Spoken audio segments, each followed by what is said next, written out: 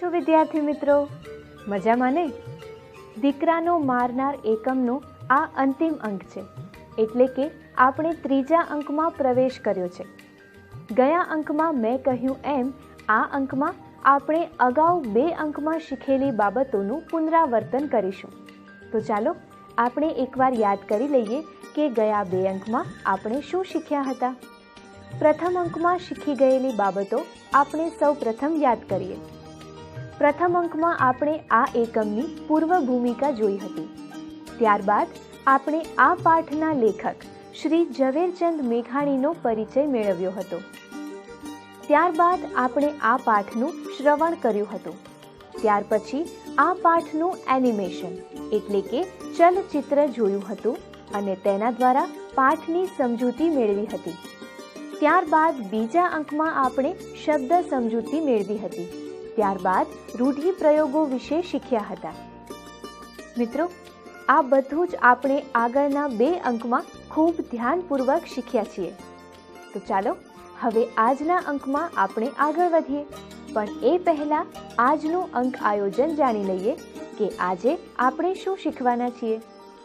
સૌપ્રથમ આપણે ભાષા સજ્જતા વિશે જાણકારી મેળવીશું. ભાષા સજ્જતા અંતર્ગત આપણે સંધિ વિશેની સમજૂતી મેળવીશું, જેમાં સ્વર સંધિ અને વ્યંજન સંધિ વિશે શીખીશું.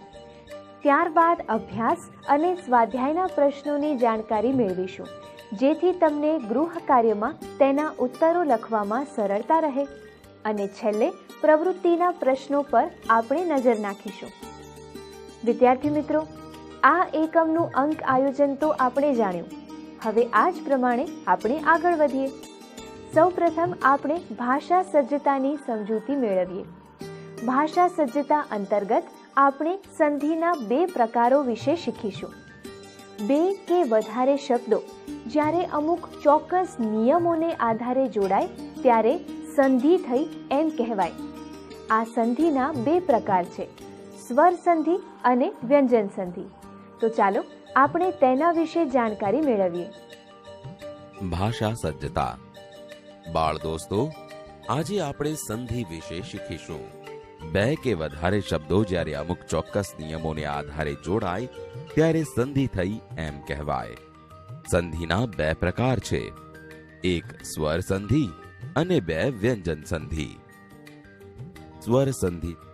બાળ દોસ્તો, સંસ્કૃત ભાષામાં એક શબ્દને છેડે આવતો સ્વર બીજા શબ્દની શરૂઆતમાં આવતા સ્વર સાથે જોડાય ત્યારે સ્વર સંધિ થઈ એમ કહેવાય. અહીં આપેલ ઉદાહરણ જુઓ.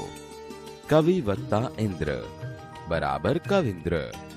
અહીં તમે જોશો કે કવિ શબ્દનો વી અક્ષર વ વત્તા ઈ થી બન્યો છે, જ્યાં ઈ હસ્વ છે અને ઇન્દ્ર શબ્દનો પહેલો અક્ષર ઈ પણ હસ્વ છે.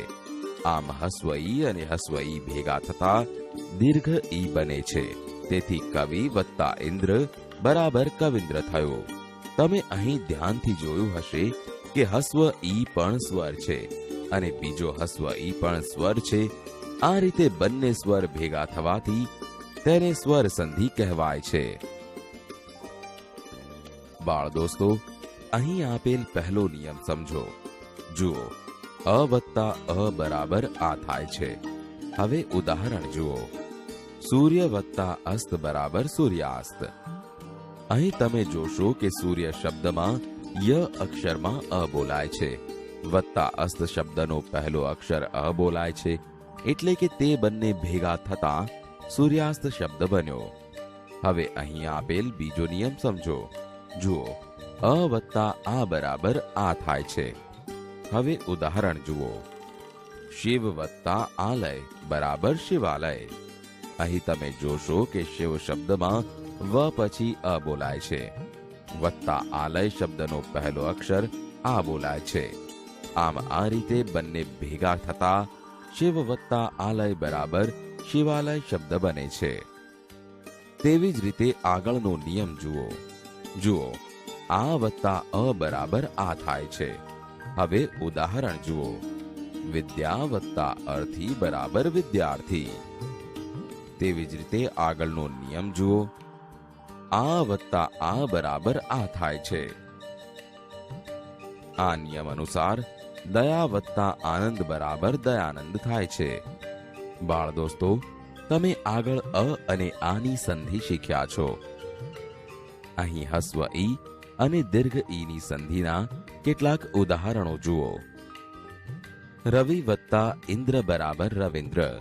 અહીં તમે જોશો કે રવિ શબ્દના વી અક્ષરમાં હસ્વ ઈ છે તથા ઇન્દ્ર શબ્દનો પહેલો અક્ષર ઈ પણ હસ્વ ઈ છે. તે બંને હસ્વ ઈ ભેગા થતા દીર્ઘ ઈ બને છે. આમ આ રીતે રવિ વત્તા ઇન્દ્ર બરાબર રવિન્દ્ર શબ્દ બને છે, જ્યાં વી દીર્ઘ બન્યો છે. તેવી જ રીતે આગળનું ઉદાહરણ જુઓ. પરી વત્તા ઈક્ષા બરાબર પરીક્ષા. અહીં પણ તમે જોશો કે પરી શબ્દના રી અક્ષરમાં હસ્વ ઈ છે, જ્યારે ઈક્ષા શબ્દનો પહેલો અક્ષર ઈ દીર્ઘ છે, જેના કારણે પરીક્ષા શબ્દનો રી દીર્ઘ બન્યો છે.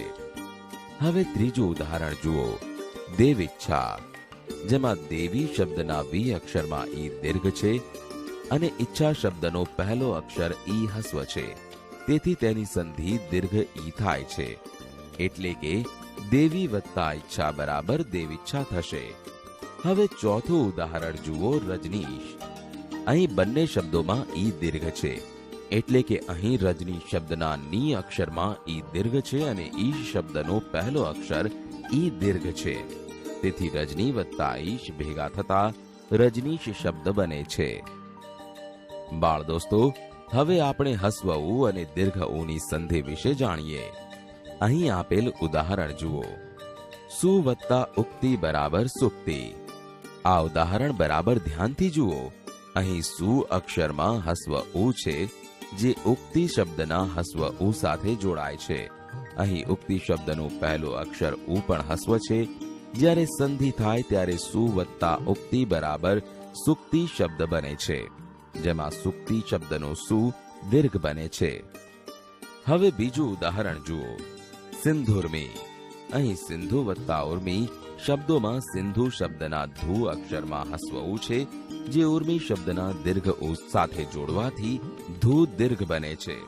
આમ આ રીતે સિંધુ વત્તા ઉર્મી બરાબર સિંધુર્મી શબ્દ બને છે. બાળ દોસ્તો, હવે આપણે અ અને હસ્વ ઈ તથા અ અને દીર્ઘ ઈની સંધિના કેટલાક ઉદાહરણો જોઈશું. હવે પહેલું ઉદાહરણ જુઓ.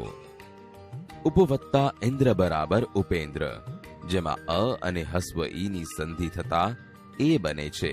જેમ કે ઉપ શબ્દના પ અક્ષરમાં અ છે અને ઇન્દ્ર શબ્દનો પહેલો અક્ષર હસ્વ ઈ છે, તેથી તે બંને ભેગા થતા ઉપવત્તા ઇન્દ્ર બરાબર ઉપેન્દ્ર શબ્દ બને છે. હવે બીજું ઉદાહરણ જુઓ. યથા વત્તા ઇષ્ટ બરાબર યથેષ્ટ, જેમાં આ અને હસ્વ ઈ ભેગા થવાથી પણ એ થાય છે. જેમ કે યથા શબ્દના થા અક્ષરમાં આ છે તથા ઇષ્ટ શબ્દનો પહેલો અક્ષર હસ્વ ઈ છે, જેની સંધિ યથા વત્તા ઇષ્ટ બરાબર યથેષ્ટ થાય છે. હવે ત્રીજું ઉદાહરણ જુઓ. યોગ વત્તા ઈશ બરાબર યોગેશ, જેમાં અ અને દીર્ઘ ઈની સંધિ થવાથી પણ એ થાય છે. તેથી યોગ શબ્દના ગ અક્ષરમાં અ અને ઈશ શબ્દનો પહેલો અક્ષર દીર્ઘ ઈ ભેગા થવાથી યોગ વત્તા ઈશ બરાબર યોગેશ શબ્દ બને છે. હવે ચોથું ઉદાહરણ જુઓ. ઉમા વત્તા ઈશ બરાબર ઉમેશ. અહીં આ અને દીર્ઘ ઈ ભેગા થવાથી ઉમા વત્તા ઈશ બરાબર ઉમેશ શબ્દ બને છે, જેમાં ઉમા શબ્દના મા અક્ષરમાં આ અને ઈશ શબ્દનો પહેલો અક્ષર દીર્ઘ ઈ ભેગા થાય છે. બાળ દોસ્તો, હવે આપણે અ અને હસ્વ ઉ, અ અને દીર્ઘ ઉની સંધિ તથા આ અને હસ્વ ઉ, આ અને દીર્ઘ ઉની સંધિના ઉદાહરણ જાણીશું. હવે પહેલું ઉદાહરણ જુઓ. સૂર્યોદય, જેમાં સૂર્ય શબ્દના ય અક્ષરમાં અ અને ઉદય શબ્દનો પહેલો અક્ષર હસ્વ ઉ ભેગો થતા સૂર્ય વત્તા ઉદય બરાબર સૂર્યોદય થાય છે. એટલે કે અ વત્તા ઉ બરાબર ઓ થયેલ જુઓ. હવે બીજા ઉદાહરણમાં જુઓ. પ્રણયોર્મી, જેમાં પ્રણય શબ્દના ય અક્ષરમાં અ અને ઉર્મી શબ્દનો પહેલો અક્ષર દીર્ઘ ઉ છે, તે બંને ભેગા થતા અ વત્તા ઉ બરાબર ઓ, એટલે કે પ્રણય વત્તા ઉર્મી બરાબર પ્રણયોર્મી બને છે. હવે ત્રીજું ઉદાહરણ જુઓ. મહા વત્તા ઉદય બરાબર મહોદય, જેમાં મહા શબ્દના હા અક્ષરમાં આ અને ઉદય શબ્દનો પહેલો અક્ષર હસ્વ ભેગો થતા મહા વત્તા ઉદય બરાબર મહોદય થાય છે. એટલે કે આ વત્તા ઓ બરાબર ઓ થયેલ જુઓ. હવે ચોથું ઉદાહરણ જુઓ. ગંગા વત્તા ઉર્મી બરાબર ગંગોર્મી, જેમાં ગંગા શબ્દના ગા અક્ષરમાં આ તથા ઉર્મી શબ્દનો પહેલો અક્ષર દીર્ઘ ઉ છે, જેનાથી આ વત્તા ઓ બરાબર ઓ બને છે. એટલે કે ગંગા વત્તા ઉર્મી બરાબર ગંગોર્મી શબ્દ બને છે. બાળ દોસ્તો, હવે આપણે અ વત્તા એ અને આ વત્તા એ બરાબર અહીંની સંધિના ઉદાહરણ જાણીશું. હવે પહેલું ઉદાહરણ જુઓ. પુત્ર વત્તા એષણા બરાબર પુત્રેષણા, જેમાં પુત્ર શબ્દના ત્ર અક્ષરમાં અ અને એષણા શબ્દનો પહેલો અક્ષર એ જોડતા પુત્રેષણા શબ્દ બને છે. હવે બીજું ઉદાહરણ જુઓ. સદા વત્તા એવ બરાબર સદેવ, જેમાં સદા શબ્દના દા અક્ષરમાં આ અને એવ શબ્દનો પહેલો અક્ષર એ જોડતા સદેવ શબ્દ બને છે. બાળ દોસ્તો, હવે આપણે અ વત્તા રૂ અને આ વત્તા રૂ બરાબર અરની સંધિના ઉદાહરણ જાણીશું. હવે પહેલું ઉદાહરણ જુઓ. સપ્ત વત્તા ઋષિ બરાબર સપ્તર્ષિ, જેમાં સપ્ત શબ્દના ત અક્ષરમાં અ અને ઋષિ શબ્દનો પહેલો અક્ષર રૂ ભેગા થતા સપ્ત વત્તા ઋષિ બરાબર સપ્તર્ષિ થાય છે. તેવી જ રીતે બીજું ઉદાહરણ જુઓ. મહા વત્તા ઋષિ બરાબર મહર્ષિ, જેમાં મહા શબ્દના હા અક્ષરમાં આ અને ઋષિ શબ્દનો પહેલો અક્ષર રૂ ભેગા થતા મહા વત્તા ઋષિ બરાબર મહર્ષિ એમ સંધિ થાય છે. બાળ દોસ્તો, સ્વર સંધિ વિશે જાણકારી મેળવ્યા પછી હવે આપણે વ્યંજન સંધિ વિશે શીખીશું. હવે આપણે વ્યંજન સંધિના નિયમો સમજીએ. વ્યંજન પછી વ્યંજન કે સ્વર આવે અને જોડાઈ જાય ત્યારે તેને વ્યંજન સંધિ થઈ એમ કહેવાય. દાખલા તરીકે તદ વત્તા લીન શબ્દની સંધિ કરવી હોય તો દ અને લ વ્યંજન છે. આ બંને વ્યંજનોને જોડતા તલ્લીન થાય છે. ત વર્ગ એટલે કે દંત્ય વ્યંજનો ત, થ, દ, ધ, ન એ વ્યંજનો સાથે લ વ્યંજન આવે તો દંત્ય વ્યંજનનો લ થાય છે. વ્યંજન સંધિ સમજવા માટે અહીં આપેલા કોષ્ટક સમજો. ક વર્ગના વ્યંજનો ક, ખ, ગ, ઘ છે, જેનો અનુનાસિક અમ ઉચ્ચાર છે. ચ વર્ગના વ્યંજનો ચ, છ, જ, ઝ છે, જેનો અનુનાસિક અમ ઉચ્ચાર છે. ત વર્ગના વ્યંજનો ટ, ઠ, ડ, ઢ છે, જેનો અનુનાસિક અણ છે. ત વર્ગના વ્યંજનો ત, થ, દ, ધ છે, જેનો અનુનાસિક ન છે. પ વર્ગના વ્યંજનો પ, ફ, બ, ભ છે, જેનો અનુનાસિક મ છે. જુઓ પહેલો નિયમ. અનુનાસિક સિવાયના વ્યંજન પછી સ્વર કે ઘોષ વ્યંજન આવે તો તે વ્યંજનની જગ્યાએ તેના જ વર્ગનો ત્રીજો વ્યંજન મુકાય. બાળ દોસ્તો, હવે પહેલું ઉદાહરણ જુઓ. જગત વત્તા ઈશ બરાબર જગદીશ. અહીં જગત શબ્દમાં ત એ ત વર્ગનો વ્યંજન છે. અહીં ત વર્ગનો ત્રીજો વ્યંજન ત, થ, દ એટલે કે દ વપરાયો છે. તેથી જગત વત્તા ઈશ બરાબર જગદીશ બન્યું. તેવી જ રીતે બીજું ઉદાહરણ જુઓ. ષટ વત્તા યંત્ર બરાબર ષડયંત્ર, જેમાં ષટ શબ્દમાં ટ એ ટ વર્ગનો વ્યંજન છે. અહીં ટ વર્ગનો ત્રીજો વ્યંજન ટ, થ, ડ એટલે કે ડ વપરાયો છે. એટલે કે ષટ વત્તા યંત્ર બરાબર ષડયંત્ર બન્યું. હવે ત્રીજું ઉદાહરણ જુઓ. દિક વત્તા અંત બરાબર દિગંત. અહીં દિક શબ્દમાં ક વર્ગનો ત્રીજો વ્યંજન ક, ખ પછી ગ આવે અને તે વપરાતા દિગંત શબ્દ બને છે. બાળ દોસ્તો, હવે આપણે વ્યંજન સંધિનો બીજો નિયમ સમજીએ. અનુનાસિક સિવાયના કોઈ પણ અઘોષ વ્યંજન આવે ત્યારે આગળના વ્યંજનને બદલે તેના જ વર્ણનો પહેલો વ્યંજન મુકાય. અહીં આપેલા ઉદાહરણ જુઓ. આપદ વત્તા કાલ બરાબર આપતકાલ. અહીં તમે જોશો કે દ વ્યંજનને બદલે તેના જ વર્ગનો પહેલો વ્યંજન એટલે કે ત જોડાય છે અને આ ત વ્યંજન કા સાથે જોડાઈને સંધિ થઈ. જુઓ, આપદ વત્તા કાલ બરાબર આપતકાલ. શરદ વત્તા પ્રકોપ બરાબર શરદ પ્રકોપ. અહીં તમે જોશો કે દ વ્યંજનને બદલે તેના જ વર્ગનો પહેલો વ્યંજન એટલે કે ત જોડાય છે અને આ ત વ્યંજન પ્ર સાથે જોડાઈને સંધિ થઈ. જુઓ, શરદ વત્તા પ્રકોપ બરાબર શરદ પ્રકોપ. બાળ દોસ્તો, હવે આપણે વ્યંજન સંધિનો આગળનો નિયમ સમજીએ. ત વર્ગના વ્યંજનો એટલે કે ત, થ, દ અને ધ પછી જો ચ વર્ગનો વ્યંજન એટલે કે ચ, છ, જ, ઝ કે શ આવે તો ત વર્ગના વ્યંજનને બદલે તેને મળતો ચ વર્ગનો વ્યંજન આવે. હવે પહેલું ઉદાહરણ જુઓ. સત વત્તા જન બરાબર સજ્જન. અહીં સત શબ્દનો ત એ ત વર્ગનો વ્યંજન છે અને જન શબ્દમાં જ એ ચ વર્ગનો વ્યંજન છે.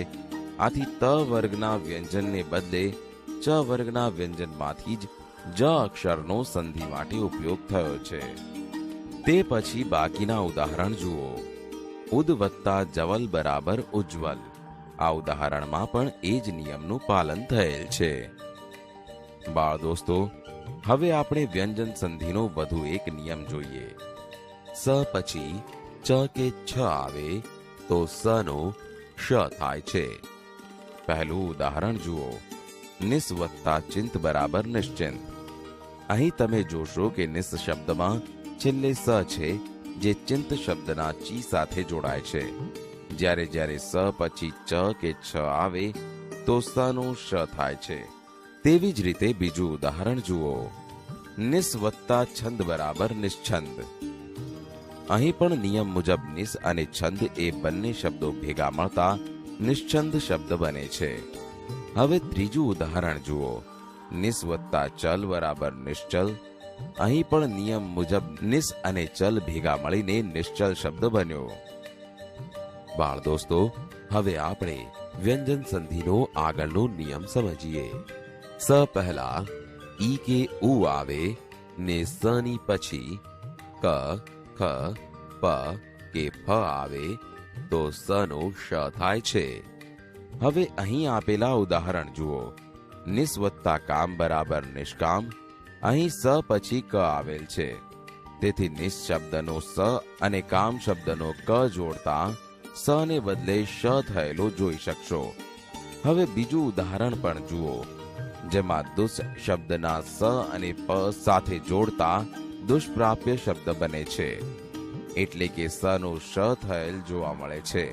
તેવી જ રીતે ત્રીજા ઉદાહરણમાં નિસ શબ્દના સ પછી ફ આવેલ છે જેથી નિયમ મુજબ સ નો શ થયો છે. બાળ દોસ્તો, હવે આપણે વ્યંજન સંધિનો વધુ એક નિયમ શીખીએ. સ ની પૂર્વે અ અને પછી ઘોષ વ્યંજન આવે તો સ નો ઉ પછી પૂર્વેના અ સાથે મળીને ઉ નો ઓ થાય છે. અહીં આપેલ ઉદાહરણ જુઓ. અધસ વત્તા ગતિ બરાબર અધોગતિ શબ્દ બને છે. અહીં તમે જોશો કે અધસ શબ્દમાં સ અક્ષરની પહેલા ધ અક્ષરમાં અ સ્વર છે તેથી સ નો ઓ કરેલ છે તથા ગતિ શબ્દના પ્રથમ વ્યંજન ગ અક્ષરમાં પણ અ સ્વર હોવાથી ઉ અને અ ભેગા મળતા ઓ કરેલ છે. હવે બાકીના ઉદાહરણ જુઓ. મનસ વત્તા હર બરાબર મનોહર. જેમાં મનસ શબ્દના સ અક્ષરનો ઉ અને હર શબ્દમાં હ અક્ષરનો અ છે તે બંને ભેગા કરીએ તો ઓ થયેલ છે તેથી મનસ વત્તા હર બરાબર મનોહર શબ્દ થશે. તે પછીના ઉદાહરણો પણ આ જ નિયમને અનુસરે છે. બાળ દોસ્તો, હવે આપણે વ્યંજન સંધિનો આગળનો નિયમ સમજીએ. અનુનાસિક સિવાયના સ્પર્શ વ્યંજન પછી શ આવે તો શનો છ થાય છે. બાળ દોસ્તો, અહીં આપેલા તમામ ઉદાહરણો જુઓ. દરેકમાં વત્તા પછી શ આવે છે. જ્યારે જ્યારે અનુનાસિક સિવાયના સ્પર્શ વ્યંજન પછી શ આવે તો શનો છ થાય છે. ફરીથી પહેલું ઉદાહરણ જુઓ. ઉદ વત્તા શ્વાસ. અહીં દ અને શ ને જોડવાના થાય છે. શ જોડતા ઉદ વત્તા શ્વાસ બરાબર ઉચ્છ્વાસ થાય છે.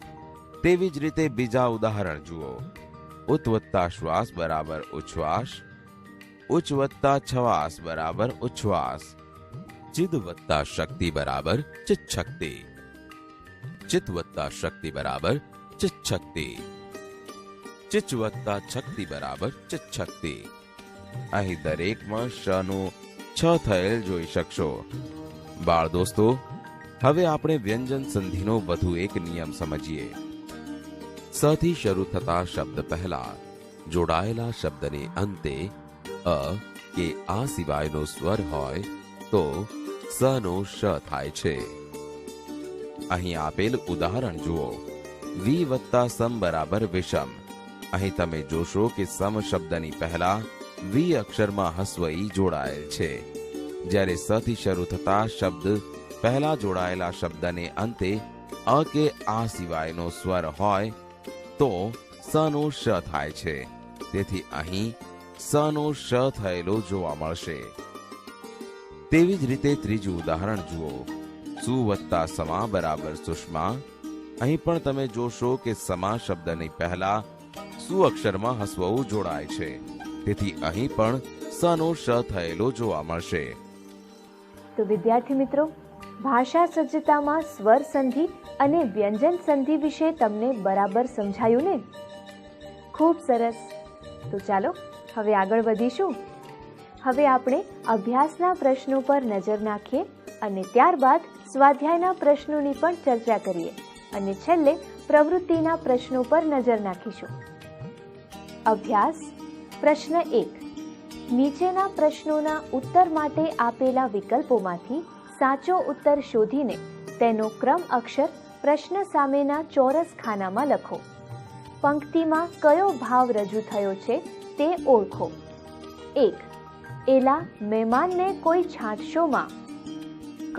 મર્મ. ખ. ઉપેક્ષા. ગ. દયા. ઘ. લાગણી. 2. મને રોળશોમાં. ભલા થઈને મને છાંટશોમાં. તમારે પગે લાગુ. ક. હઠ. ખ. હુકમ. ગ. આજીજી. ઘ. સૂચના. 3. ખોટી વાત. આજ કોનો દી ફર્યો છે? ક. ગર્વ. ખ. આશ્ચર્ય. ગ. જિજ્ઞાસા. ઘ. દિલેરી. 4. હાલો બેટાની મૈયત કાઢીએ. ક. અવહેલના. ખ. ઉદારતા. ગ. સ્વસ્થતા. ઘ. મક્કમતા. પ્રશ્ન 2. નીચેના પ્રશ્નોના 1-2 વાક્યોમાં ઉત્તર આપો. 1. ઝવેરચંદ મેઘાણીને ગાંધીજીએ કયું બિરુદ આપ્યું હતું? 2. દેવળિયા ગામમાં કયા તહેવારની ઉજવણી થઈ રહી હતી? 3. ગામડાની ધૂળેટીમાં ઘેરૈયાઓને શેનાથી રંગવામાં આવે છે? 4. મહેમાને પોતાને રંગવાની કેમ ના પાડી? 5. મહેમાનને રંગવાના આગ્રહનું શું પરિણામ આવ્યું? સ્વાધ્યાય પ્રશ્ન 1. નીચેના પ્રશ્નોના ઉત્તર લખો. 1. દેવળિયા ગામમાં ધૂળેટીની ઉજવણી કેવી રીતે થઈ રહી હતી? 2. કુંવરનું મૃત્યુ શી રીતે થયું? 3. રાજાએ પોતાના દીકરાના મારનારને કેમ છોડી મૂક્યો? 4. મંદોદર ખાનને પાછળ આવતા જોઈ મુસાફરે શું કર્યું? શા માટે? 5. મંદોદર ખાને ગામ લોકોને શું કહીને શાંત પાડ્યા? પ્રશ્ન 2. આ પાઠમાંથી લોકબોલીના 5 વાક્યો લખો. પ્રશ્ન 3. અ. નીચેના શબ્દોનો વાક્યોમાં પ્રયોગ કરી અર્થસભર ફકરો લખો. પડછંદ, પાદર, પુરુષ, પાણી, પથ્થર, પાતાળ, પૃથ્વી, પ્રેમ, પડકાર, પગ. બ. નીચેના શબ્દોના સમાનાર્થી શબ્દ લખો. પ્રભાત, જુવાન, ફૂલ, મહેમાન, નસીબદાર, સુવાસ. ક. નીચેના શબ્દોના વિરુદ્ધાર્થી શબ્દ લખો. ભૂંડો, કોરી, પછવાડે, મૂરખ, ઉલટો, પાતાળ. પ્રશ્ન 4. દીકરાના મારનાર પ્રત્યેની મંદોદર ખાનની ઉદારતા એ વિશેના વર્ણનના વાક્યો પાઠમાંથી શોધીને ટૂંક નોંધ લખો. પ્રવૃત્તિ. નીચેના શબ્દોના અર્થ શબ્દકોશમાંથી શોધો. ઘેરૈયા, હેડી હેડીના, ગાંડા તૂર, કાક, ગોકીરા. પુસ્તકાલયમાંથી અન્ય લોકવાર્તાઓ મેળવીને વાંચો.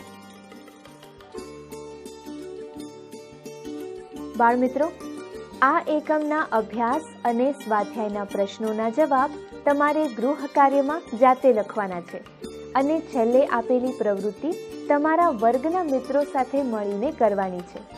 જો ક્યાંય મુશ્કેલી જણાય તો તમારા વર્ગ શિક્ષકની મદદ અવશ્ય લેજો. તો ચાલો હવે યાદ કરી લઈએ કે આપણે આ એકમમાં શું શીખ્યા. પ્રથમ અંકમાં આપણે આ એકમની પૂર્વ ભૂમિકા જોઈ હતી. ત્યારબાદ આ એકમના લેખક શ્રી ઝવેરચંદ મેઘાણીનો પરિચય મેળવ્યો હતો. ત્યારબાદ આપણે આ પાઠનું શ્રવણ કર્યું હતું.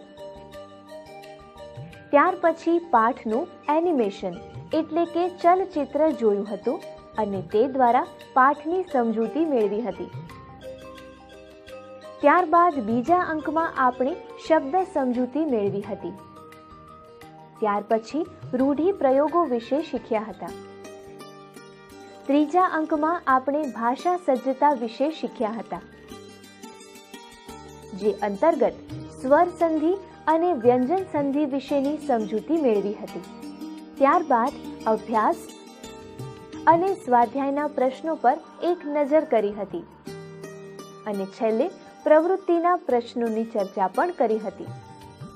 આજના અંકમાં હવે અહીં અટકીએ.